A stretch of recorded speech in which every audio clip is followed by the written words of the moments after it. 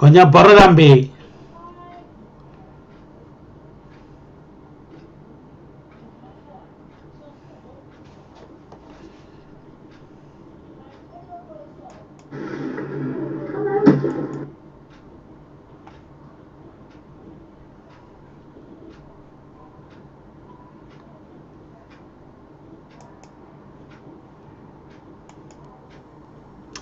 வணக்கம் தமிழம் ஐவாளொலி நேயர்களே.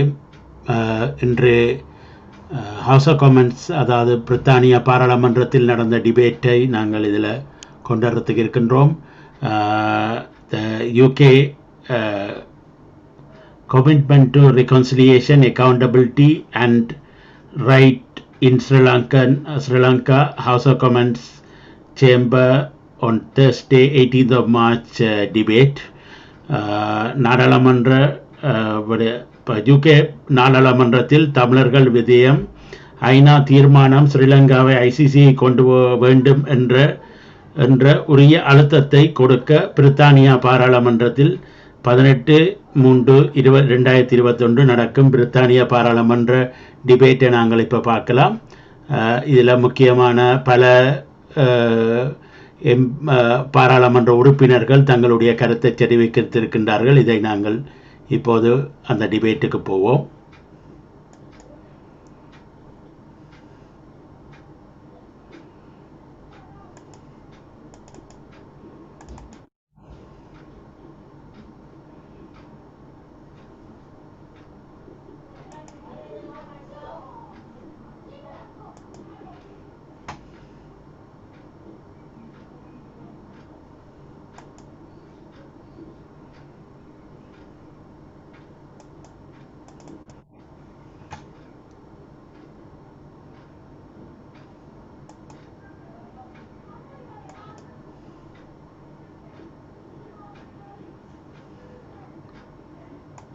Accountability and human rights in Sri Lanka.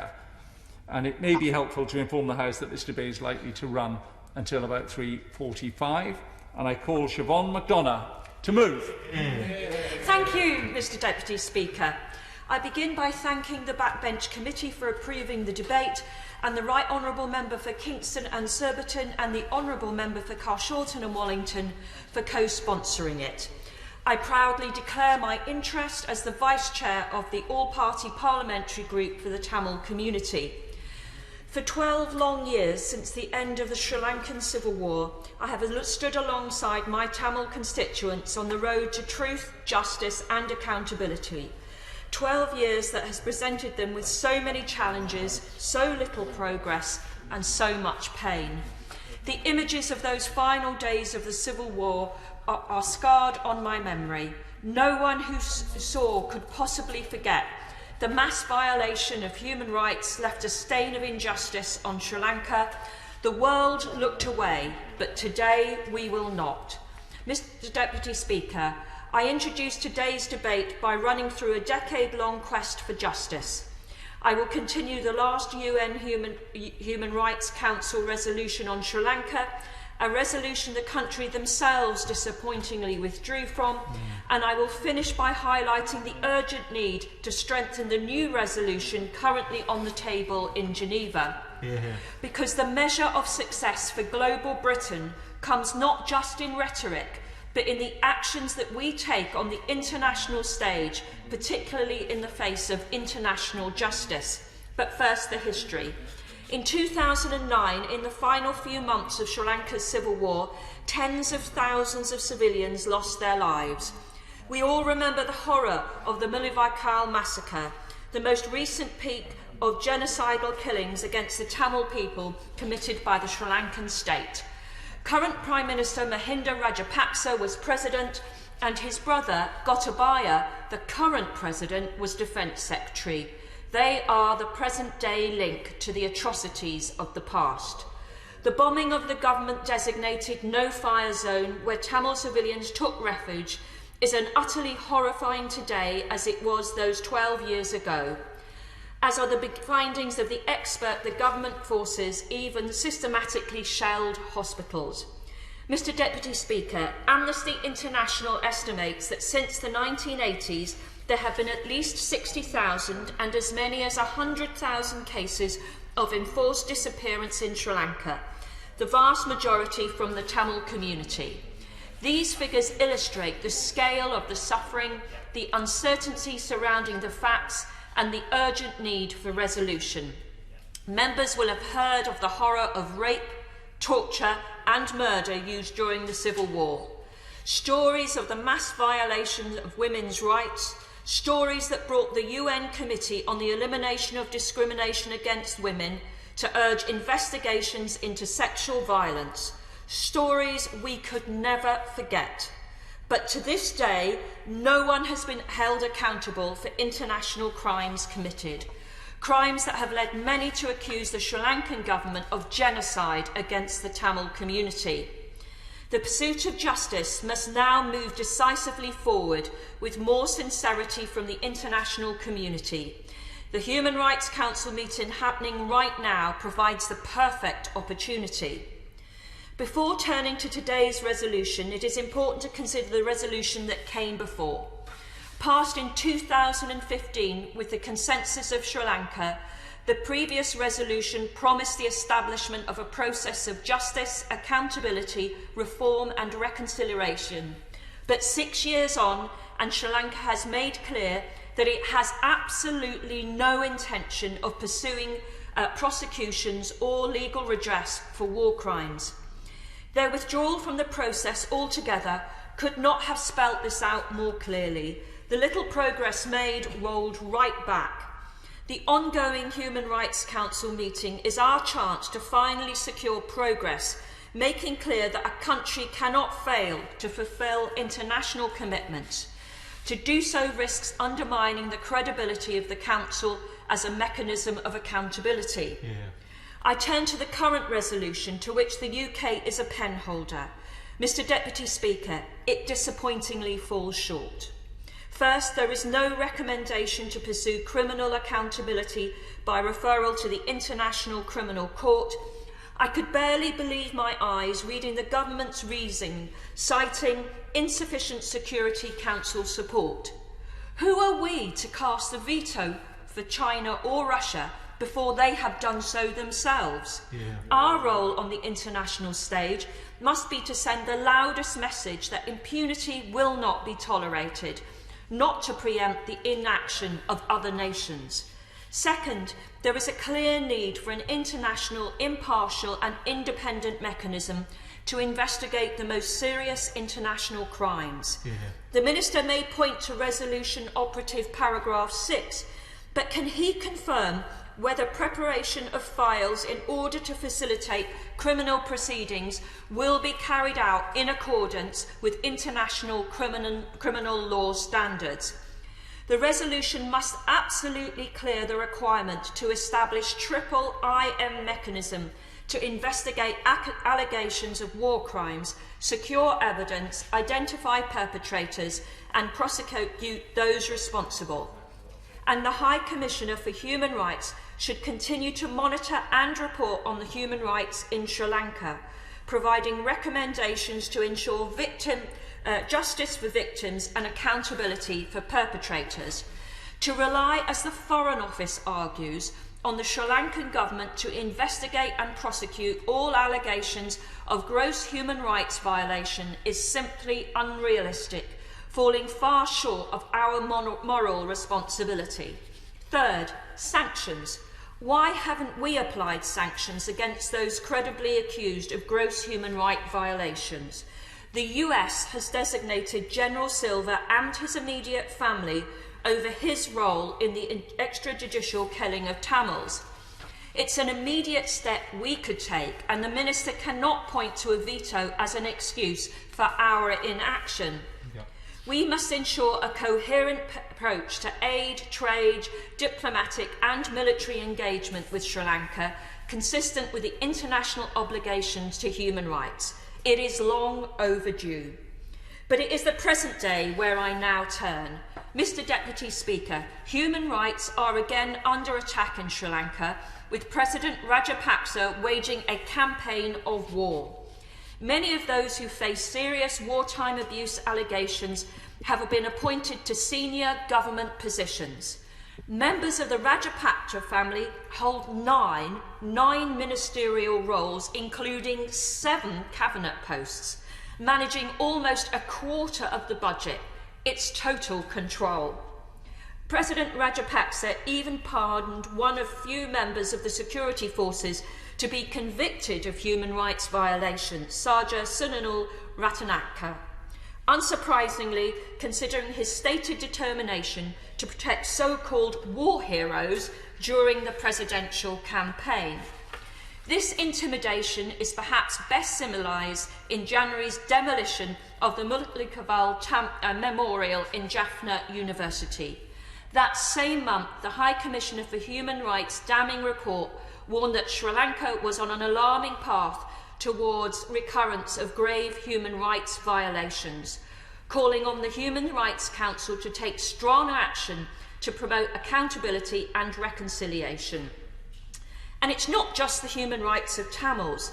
The Rajapaksa government even insisted on forced cremation for those who had died from coronavirus, disregarding the religious beliefs of the Christians and Muslim communities in the country. The ongoing attacks on human rights is undeniable, and as a penholder to the resolution, the world will watch closely the strength of our response. Mr. Deputy Speaker, I look around the chamber and unless I'm mistaken, I cannot see the Foreign Secretary. Perhaps I shouldn't be surprised. He repeatedly declined to meet with the APPG for Tamils in the build-up to the Council meeting. Minister, with all due respect, where is he?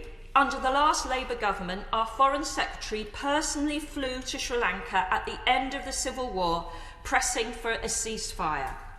His absence not only today, but in the months leading up to the Human Rights Council meeting will be felt strongly by the Tamil community. And it is to them that I am turning before concluding. There are 500,000 Tamils across the UK. They are hard-working, respectful and dedicated community who have my utmost respect. We owe a debt of thanks to the huge number of Tamils working tirelessly on the front line of our NHS. I sincerely thank them, and I say loud and clear that however long the road to reconciliation may still be, we will keep fighting for justice and human rights until they are achieved. The question is, as on the order paper, video link and 4-minute limit. Elliot Colburn. Thank you, Mr. Deputy Speaker, and thanks also to the Backbench Business Committee for scheduling this debate this afternoon, and indeed to my constituency neighbour, the member for Mitcham and Morden, for opening this afternoon's debate so well. As chair of the APPG for Tamils, and indeed as the largest ethnic minority group in Carshalton and Wallington is Tamil, I'm especially pleased to be speaking in this afternoon's debate to urge the government to do all it can to secure peace and accountability in Sri Lanka. I want to thank colleagues from across the House who've worked with me on the APPG this past year, and to Tamils from Carshalton and Wallington, the United Kingdom and around the world who have been in touch with us and shared their stories. In the short time I've got available to me, which isn't nearly enough to cover everything, I will try to get straight to the point. 6 years ago, it was the UK government who paved the way in addressing human rights abuses in Sri Lanka and successfully pushed for UN resolutions to pursue accountability and reconciliation on the island. UN resolutions that the then Sri Lankan government signed up to. However, sadly, since that time, Sri Lanka have withdrawn their support for these resolutions, and the evidence collected by the APPG from the many evidence sessions we've had this past year have painted a very worrying story of the picture on the ground. As the member for Mitcham and Morden has outlined, recent infringements on human rights have been on the rise. These have included the forced cremations of COVID-19 victims, regardless of their religious beliefs, causing grief and anguish to Sri Lankan Christians, Muslims, and others. The Police Criminal Investigation Department has been repeatedly visiting members of advocacy groups on the island who are campaigning for justice following the disappearance of their family members during the war. The Terrorism Investigation Department has been increasing state surveillance culture, especially in the North Tamil populated part of the island. The state-supported demolition of a Tamil memorial monument at Jaffna University and attempts to prevent Tamil memorial events from taking place at all have been causing anguish amongst the community. Occupying private land in the name of security, and so much more. It is clear that there is no scope at this present time for a domestic accountability mechanism in Sri Lanka, so the UK must once again demonstrate its global leadership on this issue to support an international accountability mechanism.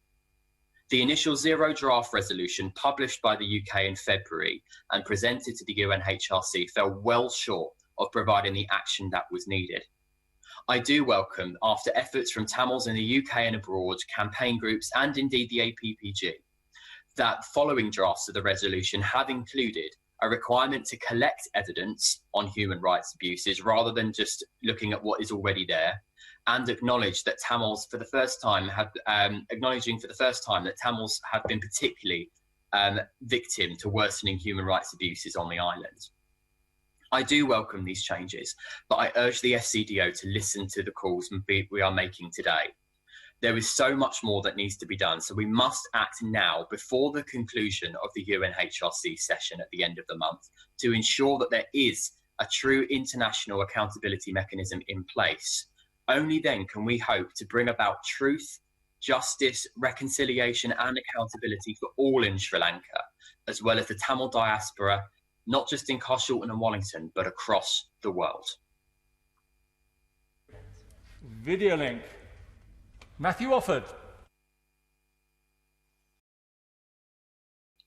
Mr. Deputy Speaker, can I start by highlighting my chairmanship of the All-Party Parliamentary Group on Sri Lanka?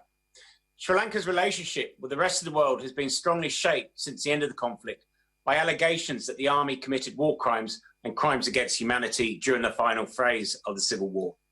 A UN panel of experts reported in April 2011 that there were credible allegations of those crimes by both government and Tamil Tiger forces. It remains my opinion that both sides were at fault.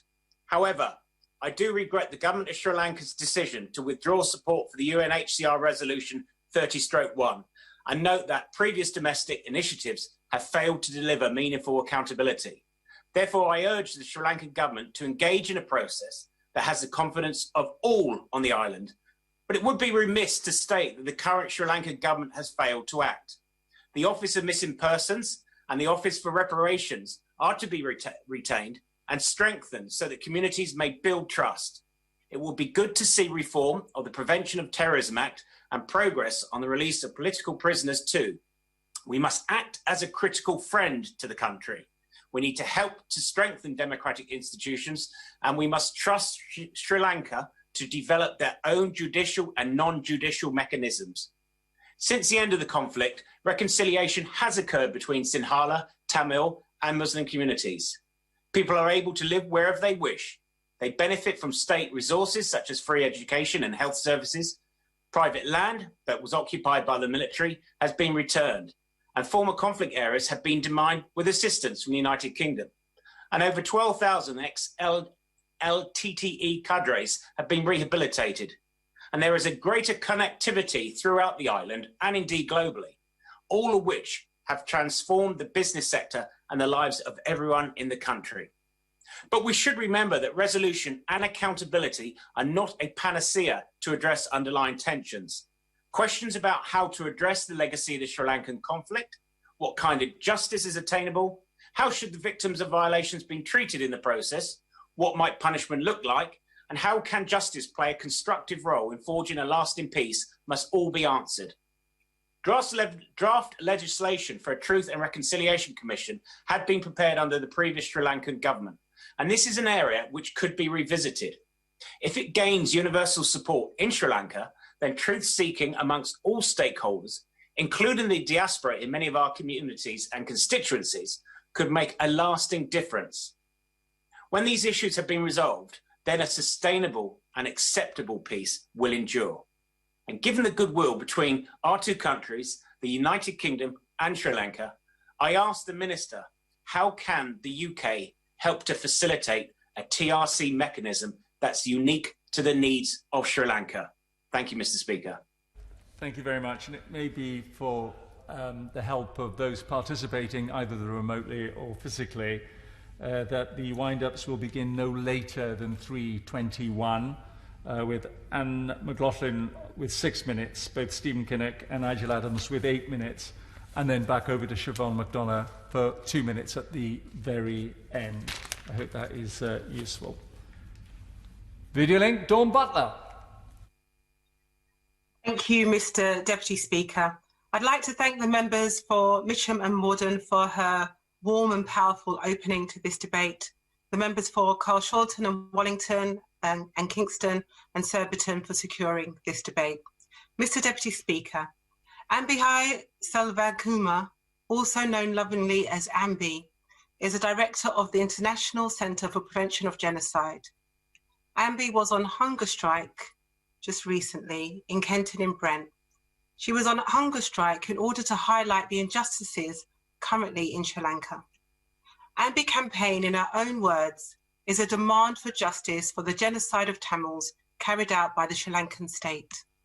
Ambi's protest sparked a number of solidarity hunger strikes across the northeast. I hope when the Minister gets to his feet that he will address Ambi's 4 demands, which are: 1. Recommend to the UN Security Council and the UN General Assembly that Sri Lanka be referred to the International Criminal Court and take steps to effectively investigate charges of war crimes and crimes against humanity and genocide. 2.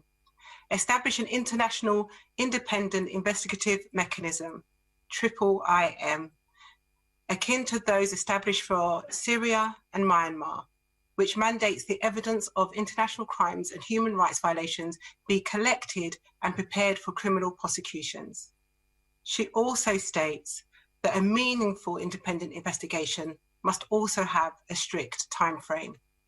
And 3, mandate the Office of High Commissioner for Human Rights to appoint a special rapporteur to continue to monitor Sri Lanka for ongoing violations and have an on-field presence in Sri Lanka.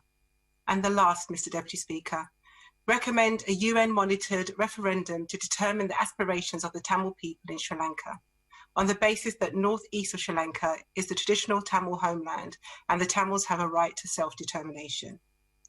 I hope that when the Minister gets to his feet that he will address Ambi's demands. Thank you very much, Mr. Deputy Speaker. Thank you very much, Dawn Butler. Video link, Robert Halfon.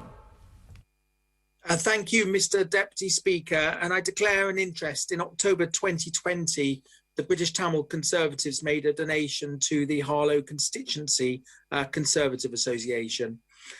In the final 5 months of the Sri Lankan conflict, it's estimated that between 40,000 and 70,000 civilians were killed. At the end of the war in 2009, some 280,000 Tamils remained incarcerated in barbed wire camps for years, with thousands of enforced or involuntary disappearances. Mr. Deputy Speaker, their relatives continue to search for their whereabouts and for justice. And 12 years on from the end of the armed conflict in Sri Lanka, little progress has been made to secure justice and autonomy for the Tamil community. Still, there is no real accountability. The Sri Lankan state continues to target the Tamil people in all aspects of their lives through surveillance, but by denying them of their livelihoods, physical security, education, economics, culture, healthcare, freedom of expression, and freedom of worship. In February this year, the United Nations High Commissioner for Human Rights, Michelle Bachelet, issued a report expressing deep concern at the situation in Sri Lanka. And she said, there are clear early warning signs of a deteriorating human rights situation and a significantly heightened risk of future violations. So I ask the Minister, what action is this government taking to prevent future cycles of violence and promote autonomy for the Tamil community in Sri Lanka, as forecasted in this latest report from the United Nations? In 2014, the UK led the international efforts that successfully passed a key resolution in the UN Human Rights Council to promote accountability, justice and reconciliation. In 2015, Sri Lanka agreed to co-sponsor a resolution to promote accountability, justice and reconciliation. But despite this pledge and repeated extensions to their deadlines by the UN Human Rights Council members, successive Sri Lankan governments have delayed and obfuscated at every turn. In 2019, Sri Lanka unilaterally withdrew from the resolution, walking away from its international obligations. The Sri Lankan government has repeatedly reneged on its pledges to investigate and prosecute wartime atrocity crimes. Now is the time for strong international action, led by the UK once again, to secure justice for the Tamil community, recognition of the genocide, and a proper accountability mechanism. In February, tens of thousands of people joined one of the largest rallies in the Tamil homeland since the end of armed conflict in 2009. They marched for 5 days from the east to the north of the island, calling for justice. That same month, 500 British Tamil organisations wrote to our Foreign Secretary seeking an independent mechanism for evidence collection and the referral of Sri Lanka to the International Criminal Court. 12 long years have passed. I urge the Minister to listen to the Tamil community here in the UK and in Sri Lanka to recognise the genocide, secure justice for the Tamil community by taking on board the recommendation of the UN's High Commissioner for Human Rights and refer Sri Lanka to the International Criminal Court. Thank you. Video link. Ed Davey. Thank you, Mr. Deputy Speaker. And can I thank the Honourable Member for Mitcham and Morden for leading this debate. I'm proud to have worked with her for many years on the APPG, standing up for justice and human rights for Tamil people. Over those years, we've witnessed time and again the Tamil people being harmed by the Sri Lankan government and let down by the international community. Human rights are again under attack in Sri Lanka. Recent reports from numerous human rights organisations, as well as the UN High Commissioner for Human Rights, paint a disturbing picture. From the appalling treatment of Sri Lanka's Muslim and Christian communities during COVID, when the Sri Lankan government for months prevented burials of their dead in the traditional manner, to the continuing human rights abuses against the Tamil population across the island, things are getting worse as the international community wrings its hands. It is clear that domestic mechanisms for accountability in Sri Lanka have failed again in recent years. They just cannot be relied on. An international mechanism has always been needed to enable allegations of genocide, war crimes, and human rights abuses to be properly examined and investigated. Many of us have campaigned for such a mechanism for nearly 12 years since the end of the Civil War. Eventually, the United Nations Human Rights Council for Human Rights, the Sri Lankan government signed up to a mechanism, albeit one involving significant compromise by those of us who felt it didn't go far enough and who didn't trust the Sri Lankan government to deliver. Sadly, time has proven us right. The Sri Lankans didn't deliver on any of the promises made to the international community, and then last March walked away totally. It's clear the Sri Lankan government will just continue to deny, to delay, and to evade. That's why we urgently need a new international solution. The 46th session of the UN Human Rights Council is currently underway, giving the UK the opportunity to demand accountability in Sri Lanka.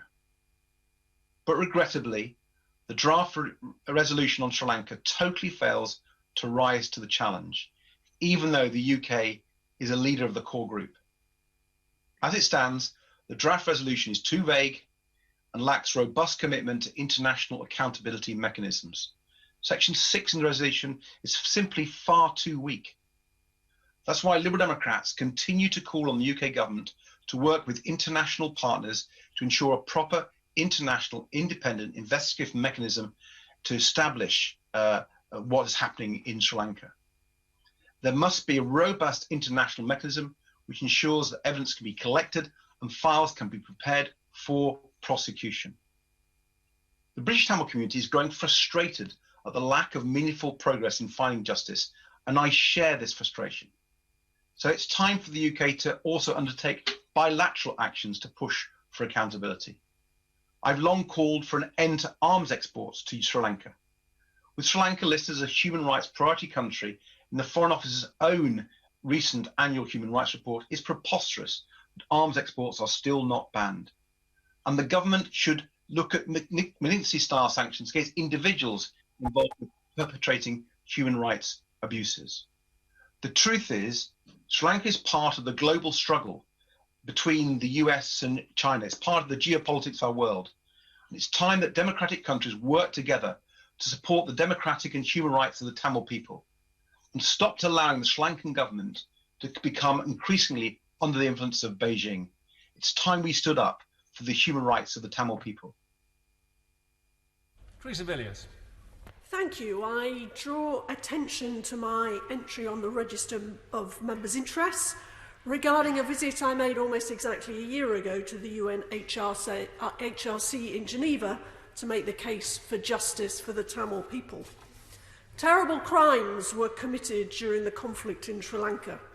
Over a decade later, as we've heard today, human rights abuses against Tamils persist. In a deeply worrying report in January, High Commissioner for Human Rights Michelle Bachelet highlights accelerating militarisation of civilian governmental functions, reversal of important constitutional safeguards, and political obstruction of accountability, exclusionary rhetoric, and intimidation of civil society. Mr. Deputy Speaker, domestic initiatives to secure accountability for war crimes have failed to produce results, and Ms. Bachelet fears this entrenched impunity could contribute to past crimes being repeated. Not one of the individual cases identified by the UN as emblematic has led to a successful prosecution. In one of the few cases where a member of the military was convicted for murdering a Tamil, President Rajapaksa chose to issue a pardon. Some of those implicated in war crimes have even been appointed to senior positions. Over 40 civil society institutions have reported harassment and surveillance. Reporters Without Borders point to, quotes, an alarming resurgence in attacks on Tamil journalists. The Office of the UN High Commissioner continues to receive credible evidence of abductions, torture and gender-based violence by security forces. The Prevention of Terrorism Act is still used to detain people years after the Sri Lankan state promised to repeal it. Driven forward by David Cameron's government, after his historic visit to Jaffna, the first by a major world leader, much hope centred on UNHRC resolutions 30/1 and 40/1. That Conservative-led government played a crucial role in securing those very, very significant resolutions. And ministers and officials under this present Conservative government continue to lead efforts to secure a tough new resolution at the HRC session underway as we speak in Geneva. Welcome progress has been made on that resolution, but the international community needs to match words and deeds. If they don't, this new resolution could run into the sand like the previous ones. So I call on the Minister today. It's time for the UK government to use its Magnitsky sanctions regime to target the men the UN believes are culpable for the atrocities that took place during the Sri Lankan Civil War. That is one of the key asks of my British Tamil constituents, and I believe that that could finally help break the deadlock and open the way for justice for Tamils and a better future for Sri Lanka. Thank you. Much. Tamarjit Singh Desi. Thank you very much, Mr. Deputy Speaker. And my gratitude also to the Backbench Business Committee, the Honourable Member for Mitcham and Morden, and all Honourable Members involved for ensuring time is given to this very important debate. There are many people in my Slough constituency with a direct interest in reconciliation, accountability and human rights in Sri Lanka because of their own links to that nation, because they have friends and family there, or because they are concerned about human rights. I had the pleasure of visiting this beautiful country and therefore appreciate fully the huge potential it has to succeed and prosper on the global stage. However, since the end of the tragic civil war in 2009, there has sadly not been the construction of robust human rights institutions and legal frameworks needed. And attempts at truth and reconciliation have been unsatisfactory, especially the withdrawal by the Sri Lankan government from the UN Human Rights Council Resolution 30/1. There must be commitment on all sides to transparency, honesty, and a willingness to show contrition. Mr. Deputy Speaker, the Tamil community, victims of violence and their families must feel that their voices are being heard. This has not, sadly, been the case thus far in Sri Lanka. Within the limited time available and without wanting to repeat what other honourable members have mentioned, I want to address one very specific abuse of human rights, an issue of huge concern to Sri Lankan Muslims, Christians and other faith communities, and one which I raised just earlier this month with the Foreign Office Minister, the forced cremation of those who have died from coronavirus. As the House will know, cremation of a human body is forbidden in some religions, including Islam. The Holy Quran sanctifies the human body as made by God and forbids cremation because it contends that human remains must return to the earth. But widespread reports indicate that Sri Lankan authorities have been cremating all COVID-19 victims, regardless of religion. The Sri Lankan government's chief epidemiologist claimed that burials would, and I quote, contaminate ground drinking water. There is absolutely no medical or scientific basis for this. The World Health Organization has made it clear that human remains can be safely buried without risk of spreading COVID-19, and across the world, including right here in the UK, countries have safely buried the bodies of those who have tragically died from this virus. And whilst reports indicate that these measures are being reversed, albeit not to full satisfaction yet, this has been seen by many as being in the broader context of oppression of minorities in Sri Lanka, including Hindus, Muslims, Christians, Tamils and others. From listening to constituents, especially those worshipping at the Masjid al-Jannah now and the Council of Sri Lankan Muslim Organisations UK, as a vice chair of the all-party parliamentary group for Sri Lankan Muslims, I appreciate their deep pain and legitimate concerns. Mr. Deputy Speaker, when the war ended, after 25 years of death and destruction, we had hoped for a lasting peace for every citizen of Sri Lanka. We had hoped for the rule of law and universal human rights. Recent events show that we still have a long way to go yet, and our UK government must step up to the plate on the international stage and impress upon the Sri Lankan government the need to respect universal human rights and the critical need to follow the path of accountability, justice and reconciliation. Thank you, Mr. Deputy Speaker. City Link, Bob Blackman. Thank you very much, Mr. Deputy Speaker, and I would like to congratulate the Honourable Member for Mitcham and Morden for leading this debate, and a pleasure to follow the Honourable Member for Slough, whose remarks I agree with wholeheartedly. I declare my interest as an officer of the all-party parliamentary groups, both for Tamils, Sri Lanka, and chairing that for the Council of Sri Lankan Mosques. Now, the reality is that Sri Lanka was blighted and torn apart by a terrible, bloody civil war. And 12 years on from that ending, there are still many people who are unaccounted for. We don't know what happened to them, whether they were killed, whether they're in graves somewhere, or whether they're dispersed around the world. Now, 9 years ago, I joined with others in visiting Sri Lanka ahead of CHOGM and seeing at first hand the work that was being done in Jaffna. And that heralded the visit then by former Prime Minister David Cameron, which was deeply a historic visit. I saw at first hand the mine clearance that was going on and also the clearance of areas for fishing so that the Tamil people could return to being able to farm and to fish for their own population and for exports. My constituent, Ambahai Selvakumar, has been referred to earlier. She lives in Kenton in Harrow and has been on hunger strike in relation to seeking justice for the Tamil people. I hope her campaign will be successful, but I would caution her to say that her life is more important at the moment than ensuring that we get the British government and others around the world to shift their views.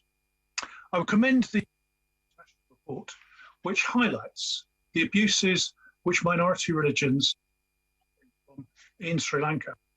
Clearly something that we should all draw attention to, and I would commend as well the report by Real Other, who are an organisation that have put together the position in Sri Lanka. They took 32 days, right? It draws not just to the forced cremation issues, but also the other suffering that the Muslim minority are in Sri Lanka right now.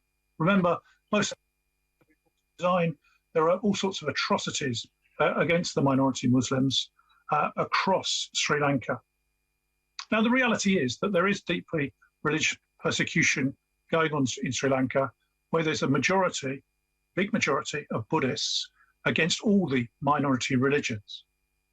I was recently able to lead a virtual delegation to the UN Human Rights Council on behalf of Cosmos, and actually draw attention of the Human Rights Council to the atrocities being subjected to the Muslim minority in Sri Lanka. It is key that the resolutions that the Human Rights Council are strengthened, and I would urge my honourable friend the Minister, when he rises, to give a deep commitment to ensure that we act as a country to strengthen the resolutions and to make people, and particularly the leadership in Sri Lanka, face up to their responsibilities and ensure that religious persecution ends and that indeed the minority rights are protected. After all, that is one of our fundamental areas of international concern, and I hope that we will be leading the way rather than following. Jim Shannon. Mr Deputy Speaker, first of all, can I congratulate the Honourable Lady from Mitcham Morden for setting the scene so well and with such passion as well. We endorse her commitment. I'd like to register an interest as the chair of the All-Party Parliamentary Group for International Freedom of Religion or Belief. I'm sure I speak for all members of that APPG when I express that I am very concerned about Sri Lankan government's withdrawal from its commitment to reconciliation, to accountability, to human rights. And I'm also very concerned about the treatment of religious or belief communities within Sri Lanka. The UN Special Rapporteur for Freedom of Religion or Belief, Dr. Ahmed Shahid, visited Sri Lanka and noted that there were frequent reports of acts of intolerance and the failure of the state to protect individuals and communities targeted by such hostility. Dr. Shahid also said Muslim communities and new Christian churches face a range of harassment and assaults that ranges from interruption, damage to places of worship, physical assaults on clergy, intimidation, mob violence, restricting the use of places of worship, the obstruction of religious rights, incitement to violence, and many, many other acts of intolerance. Indeed, since the beginning of 2015 to the end of June 2019, the National Christian Evangelical Alliance of Sri Lanka has documented an estimated 387 attacks or violations targeting Christians specifically. When it comes to Muslims in Sri Lanka, according to CSW, religious intolerance towards that community predates the 2019 Easter bombings. Many propagators of hate speech towards Muslims play on the economic factors, and anti-Muslim rumours are also a regular feature of life on Sri Lankan social media. Since the bombings, Sri Lankan Muslims have faced an upsurge in violation of their basic rights, as well as assaults and indeed other abuse. And this lack of accountability that abusers and perpetrators of violence face in Sri Lanka is a problem that was raised by many different communities to the Special Rapporteur. The unwillingness of the authorities to protect communities against threats and acts of violence. And we have to address the issue of the legal basis, as the Sri Lankan government constitution declares. Buddhism shall be given the foremost place by the state. And a 2003 Supreme Court ruling determined that the state was constitutionally required to protect only Buddhism. This gross violation of human rights puts into law the government's refusal to treat all religious or belief communities fairly. They should all be treated the same. Sri Lankan state is particularly not responsive to violence and abuse against women. Women's experience of ethnic religious hostility, including the violence and displacement and the stereotyping, do not receive attention or redress. Women also experience gender-specific hate speech and human rights violations. And moreover, women's human rights activists appear to be at risk from fundamentalist members in their own religious communities. I, as others have said, expressed some concern over the government forcing cremation upon Muslims and Christians and loads of other ethnic groups, and this, I believe, is against the human rights of every one of those different religions, and to be based on absolutely no scientific or medical evidence, I think also gives me great concern. I would like to see that those in position of power are to be made accountable for their war crimes by bringing them to court, take away their assets and their travel bans. And Sri Lanka, with the influence of hate speech, legal discrimination and impunity for violent actors, will only serve to cause more conflict and violence in Sri Lanka in the long run. I always like to leave a scripture text, Mr Deputy Speaker. I do that in all these debates because it's important to do so. Galatians chapter 6 verses 2, and it says, it urges us, every one of us, let each of you look not only to his own interests, but also to the interests of others. The people of Sri Lanka, I believe, are crying out for that very help. I urge the Minister, for the sake of every community in Sri Lanka, to use all channels available to him to encourage his Sri Lankan counterparts to commit to UN Human Rights Council resolution of the 30th of March and to the protection of freedom of religion or belief for all. We are here to speak up for those who have no voice. Thank you. Biddy Link, Chris Grayling. Thank you, Mr Deputy Speaker, and can I congratulate not just the Honourable Lady for Mitcham and Morden, but a collection of near neighbours of mine to the north for securing this speech. I do, Mr Deputy Speaker, have a vivid memory of being in Sri Lanka a few years ago as warplanes passed overhead, heading in the direction of the Tamil areas of the country. A very stark reminder of the turmoil that country has experienced. And whilst I'm in no doubt that there was sometimes dreadful deeds on both sides of the civil war, it is the plight of the Tamil community particularly which rightly attracts international concern. And I remember particularly that concern taking David Cameron to Jaffna when he was Prime Minister. It's concern which is rightly shared by politicians across this House today. There can be no winners from the racial strife that continues to dog Sri Lanka today, and nor is it easy to see how that strife can end without accountability for what happened and genuine efforts for reconciliation between the two communities. And I know from my own constituency and the Tamil community that lives and worships here, how strong the sense of resentment and anger still is amongst that community, and also how very real and strong the concerns are for surviving relatives still in Sri Lanka. Many of my constituents lost relatives during the Civil War. Many of them still fear for relatives in today's Sri Lanka, where it's clear that the pressures on the Tamil community have not gone away. It is a tragedy. I also represent a community with members of the Sinhalese community living and working in it, playing an important part, for example, in our NHS. These are communities that should be able, back in Sri Lanka, to find a way of living alongside each other in peace and friendship. But unless that can eventually happen, there will be no long-term stability for the country. So I welcome the UK's move to lead the UNHRC resolution on Sri Lanka. That resolution would provide a framework for continued international engagement on human rights and post-conflict accountability.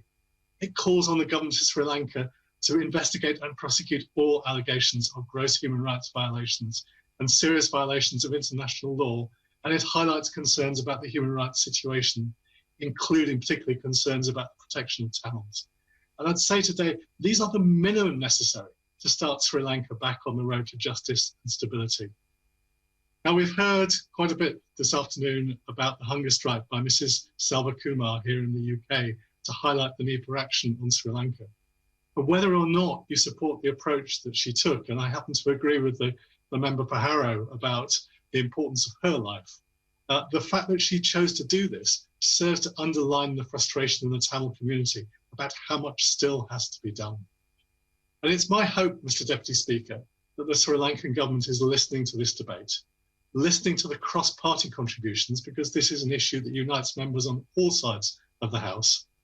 I hope that they will be provoked to think about their future and what's in the interest of their country.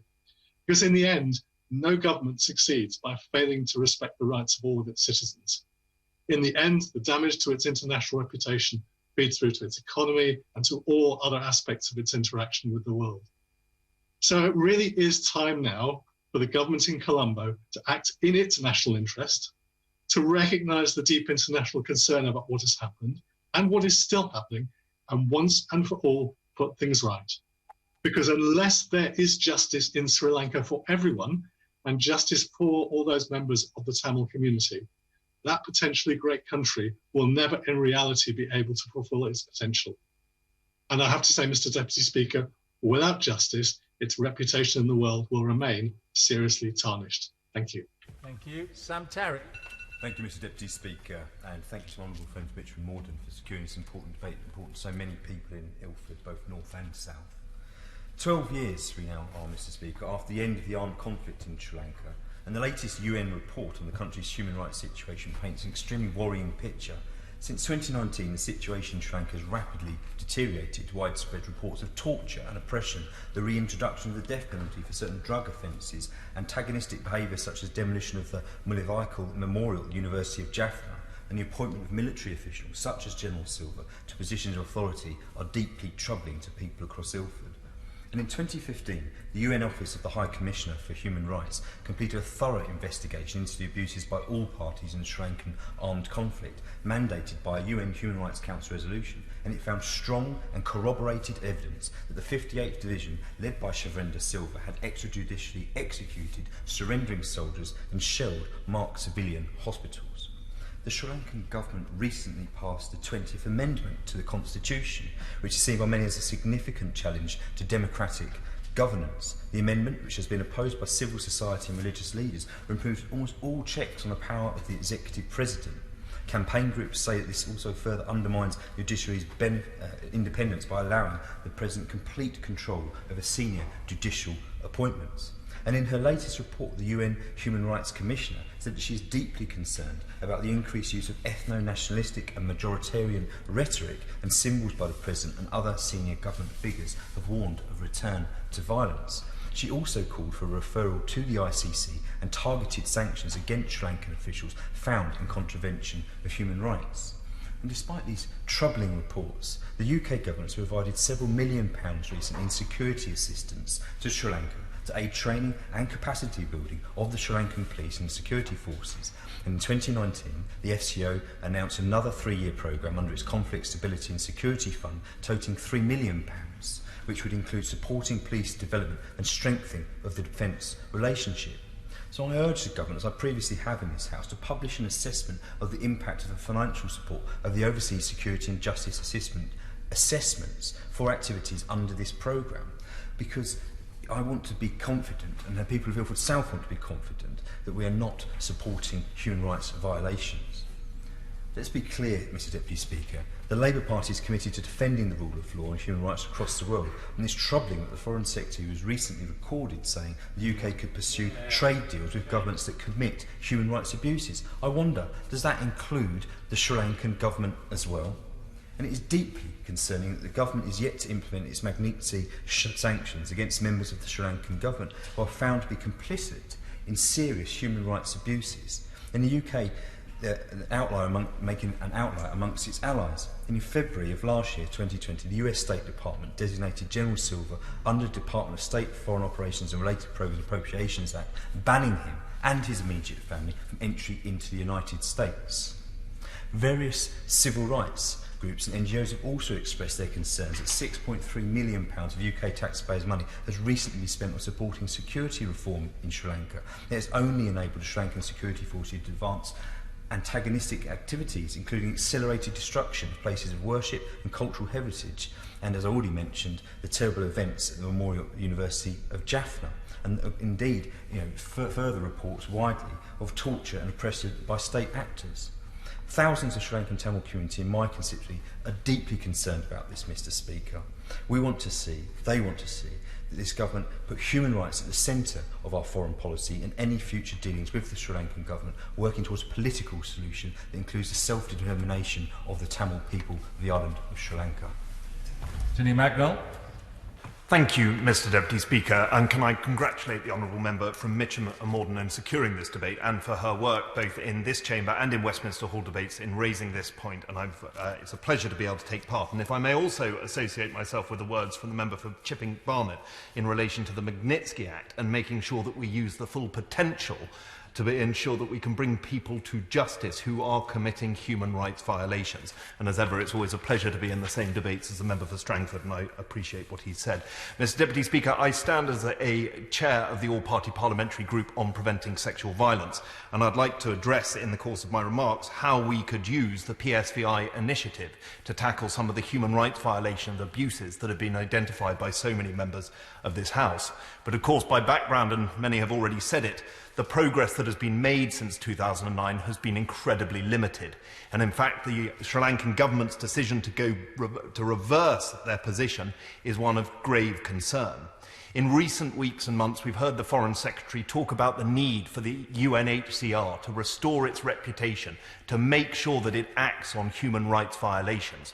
Well, I would say that we too can do well to listen to that advice, that the international community, at a point in which it is fractured and divided, could again become united and to stand together in addressing the violations of human rights of countries around the world, and Sri Lanka would be a good place to start.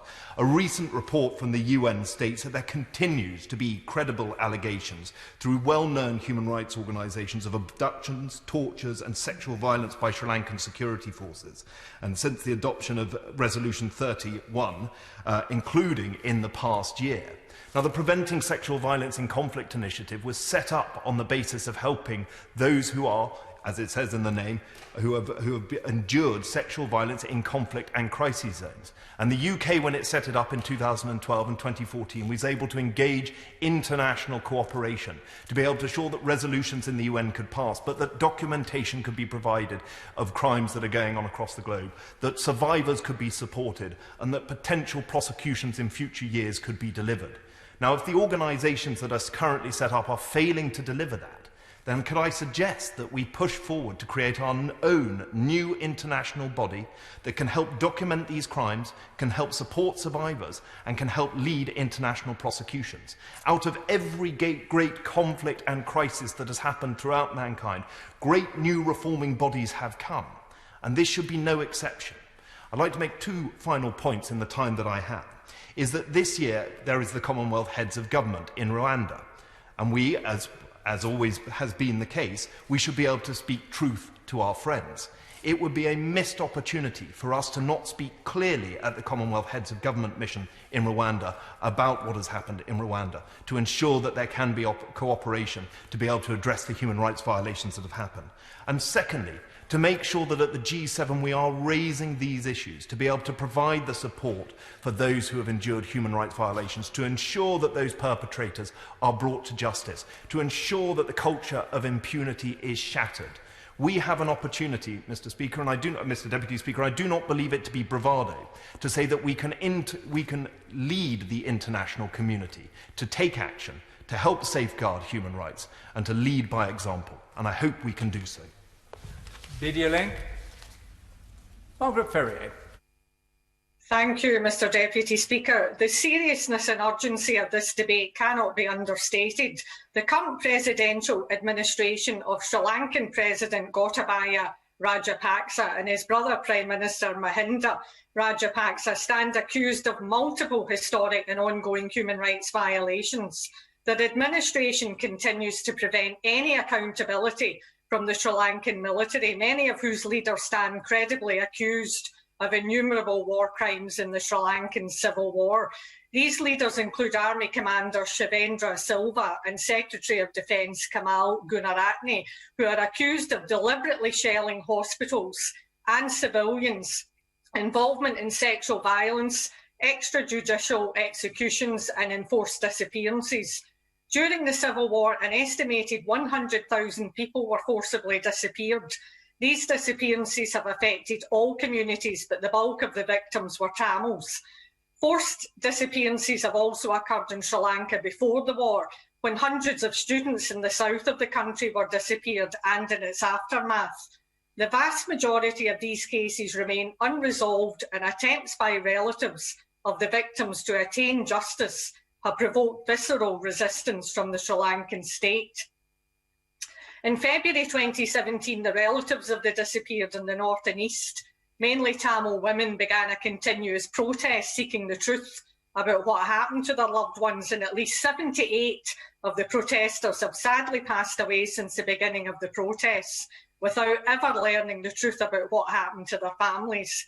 There is at present no prospect that these families will ever know real accountability from officials responsible via the domestic justice system in Sri Lanka, whose independence has been severely compromised by the Rajapaksa administration. However, this does not mean we're without options to defend the human rights of Sri Lankan citizens. The US applied sanctions on Army Commander Silva for his complicity in human rights abuses in February last year. The UK should immediately follow in designating both General Silva and Secretary of Defence Gunaratne on the UK sanctions list. Furthermore, given the Sri Lankan military's continued complicity in preventing any real accountability for historic and ongoing crimes against humanity, we should immediately halt UK defence engagement with the Sri Lanka Armed Forces and withdraw our resident defence advisor in Colombo. This post was established in January 2019, and I quote, to hasten the development of a modern, accountable and human rights compliant military. But all the post is created as a legitimation mechanism for the Sri Lankan military and state. The UK has a long record of training Sri Lankan military and security forces on human rights issues, but there's no evidence of significant changes in the approach of the military to human rights, nor effective vetting or accountability in the army for those accused of serious human rights violations. The UK cannot remain complicit in these grievous crimes. If our engagement is truly aimed at preventing further human rights violations, it must take real steps to remind the Sri Lankan government that they cannot expect military engagement and support unless those human rights violations are addressed. Mr Deputy Speaker, in conclusion, I hope the UK government takes these considerations on board and acts accordingly, and I congratulate the Honourable Lady for securing this backbench business debate today. Thank you. Thank you. Wes Streeting. Thank you, Mr Deputy Speaker, and I'd also like to draw members' attention to my register of members' interests, because, like the Right Honourable Member for Chipping Barnet, this time last year, just as the seriousness of the pandemic had become clear in our country, days before formal lockdown was introduced, I too was in Geneva lobbying delegations and missions to the UN Human Rights Council about the need for firm action at a UN level as a result of both the failure of the government of Sri Lanka to honour the existing commitments that have been made, but also, as we've heard during the debate, the ongoing human rights abuses in that country. My honourable friend, the member for Mitcham Morden, set out perfectly well both the historic context and the ongoing challenges in the country. And I'm afraid, Mr Deputy Speaker, it's with a sense of déjà vu that I participate in this afternoon's debate, because we've been here so many times before discussing exactly the same issues, the appalling atrocities committed during the Civil War, both the literal scars and also the emotional scars that survivors of that conflict continue to feel to this very day, the disappearance of families still unresolved, and the responsibility that rests on the government of Sri Lanka to promote truth, justice and reconciliation for all the peoples of Sri Lanka. And it had felt that we had begun to make progress. We had seen through successive UN Human Rights Council resolutions not just the focus of the international community, but the government of Sri Lanka signing up to commitments before the international community, including a commitment for international involvement in the investigation and prosecution of allegations of historic war crimes. The commitment made before the eyes of the entire international community to put a stop to ongoing human rights violations. But what do we see, both from the report of the UN Human Rights Commissioner, as well as a wide range of independent international NGOs? We see a picture described by the UN of the last 12 months fundamentally changing the environment for advancing reconciliation, accountability and human rights in Sri Lanka. The erosion of democratic checks and balances in the civic space, threats to reverse the limited, and I emphasise limited, I thought the member for Hendon was far too generous in his assessment, the limited gains made in recent years.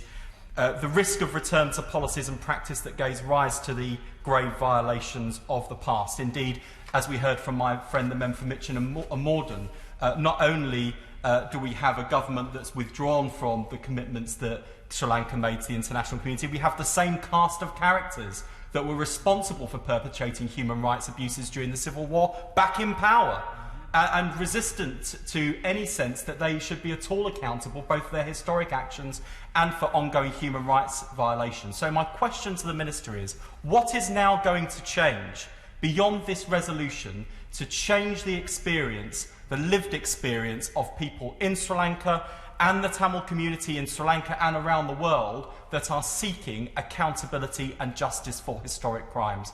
As we've heard, it's not just the case that the international community can take action, and I agree with the arguments already made about the importance of CHOGM and the G7. We are able to take bilateral action to apply Magnitsky sanctions against the rogues and the criminals that perpetrated human rights abuses. And it's at this point, after many years of campaigning for justice, that my Tamil constituents aren't just looking for warm words, they're looking for action and leadership, which has been missing from the Foreign Secretary and the Prime Minister. Video link. John McDonnell. Thank you, Mr. Deputy Speaker. I agree with the honourable gentleman from Inford North. How many more times do we have to be here before we get firm action? I want to thank the honourable members who've secured this vitally important debate. And I also want to pay tribute to all my constituents and the community groups who have contacted me to express their views about the situation deteriorating in Sri Lanka. All of them, especially from the Tamil community, have impressed upon me the need for decisive international action to secure what? Just a peaceful and just future for the country. These next few days in the run-up to the UN Human Rights Council on Monday are critical to securing a meaningful international intervention that could lead to that better future. That's why I do support the call in this debate for urgent action from the highest levels of our government, in particular the Prime Minister and the Foreign Secretary, to ensure that the resolution is strengthened for Monday and also that the vote is overwhelmingly carried. And I urge the government to draw upon the full range of our diplomatic relationships, especially our friends in the Commonwealth countries in Africa and Asia. Many of us have been shocked but not surprised at the latest report in January on the situation in Sri Lanka from the UN Human Rights Commissioner. It sets out straightforwardly the litany of the concerns that our own constituents have drawn our attention to.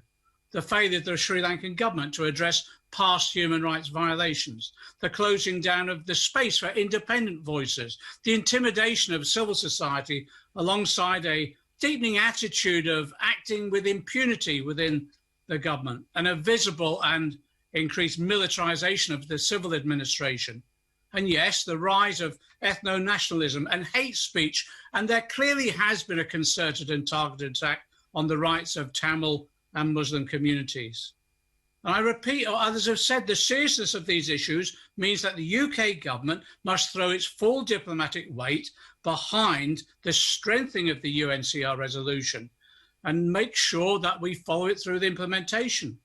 But it is vitally important, exactly as my honourable friend for Ilford North said, we should recognise that the adoption of the resolution does not preclude individual countries like ours from taking their own additional unilateral action. I believe that this country has a special responsibility for action as the former colonial power. It was us who united the three kingdoms, one of them that was a Tamil kingdom, into one country and then left in 1948. I want to go through the three distinct actions that the government should undertake, the UK government should undertake unilaterally. And this is the only way I think that we can prove we're serious about holding the Sri Lankan government regime to account. First, we've got to ensure that all trade and aid agreements with Sri Lanka are actually only granted following the full ratification and enactment of by the Sri Lankan government of the Human Rights Conventions of the UN, but also to fulfill their pledge to scrap the Prevention of Terrorism Act. Secondly, I support all those members who said that we should be using the Magnitsky provisions that we've recently put into legislation to ensure that we take action against those individuals that are accused of gross human rights violations. And then finally, yes, we've got to ensure that we fully fund and support bodies investigating human rights abuses, war crimes, and yes, indeed, making sure that we also bring onto the agenda the genocidal claims that were undertaken during the war in Sri Lanka. Video link. Temi. Thank you, Mr. Deputy Speaker. It is an honour to speak in this debate about a situation that should concern all of us. And I'd like to congratulate the Honourable Member for Mitcham and Morden for leading this debate. I've been contacted by a number of my constituents in Coventry North West, for whom the pain and suffering caused by the civil wars in Sri Lanka and the persecution of the Tamil community is still very real. And many of us have been contacted about the hunger strikes currently undertaken by Mrs. Selvakumar. The fact that Mrs. Selvakumar feels that this is the only way to get her voice heard is deeply saddening.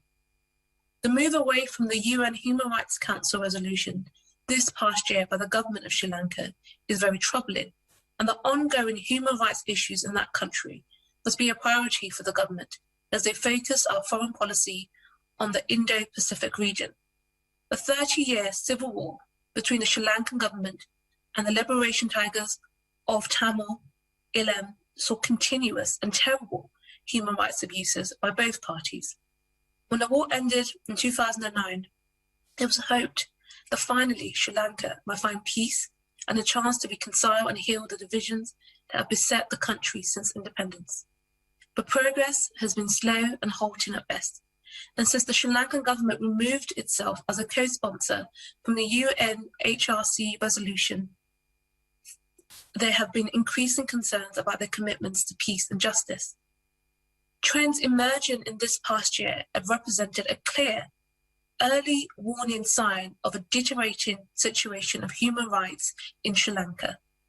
We have seen an acceleration of the militarization of civilian government functions, the erosion of the independence of the judiciary and key institutions, increased marginalization of the Tamil and Muslim communities, and even the destruction of a memorial to the victims of the war. There is ongoing impunity and obstruction of accountability for the crimes and human rights violations that have occurred.